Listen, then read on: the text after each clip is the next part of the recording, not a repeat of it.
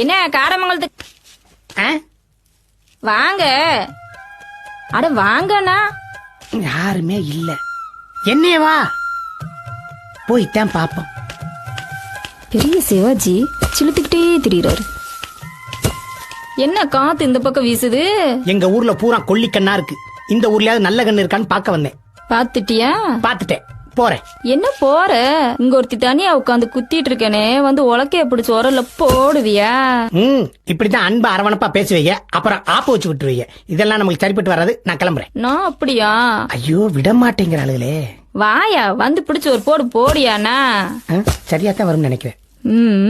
2 உலக்கையோட தான் இருக்காளு. ஒண்ணு உடஞ்சா என்ன பண்றதா?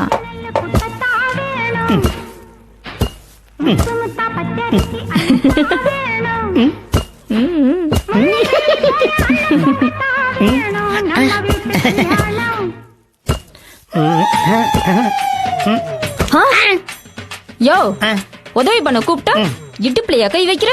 சும்மா அது சும்மா சும்மாவா? நரசங்குளத்துக்காரி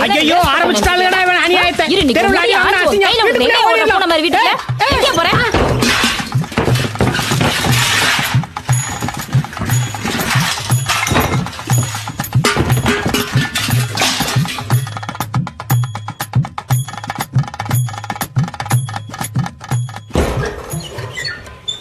புலி மாதிரி திரிஞ்ச என்னைய ஒரே நிமிஷத்துல பூனை ஆக்கிட்டாலே இந்த புழு.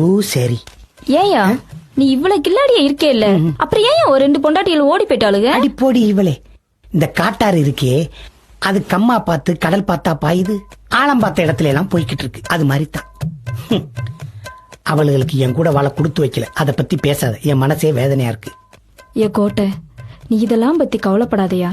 உனக்கு நான் இருக்கேயா. ஐயோ, நீ அப்பப்ப வந்து போயா. பொடி கிறுக்குச்சிருக்கி. நீ வாழ வேண்டிய புள்ள, நான் வாழ்க்கை கட்ட ஆளு.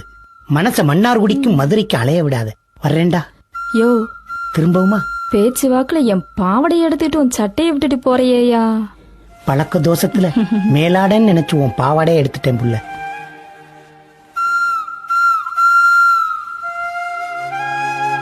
கோட்டை,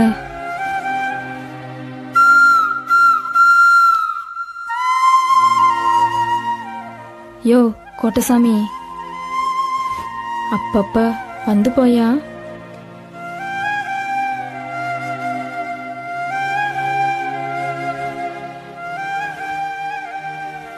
இந்த ஊதா சேலை கட்டின ராதா உனக்காக எப்பயும் காத்துட்டு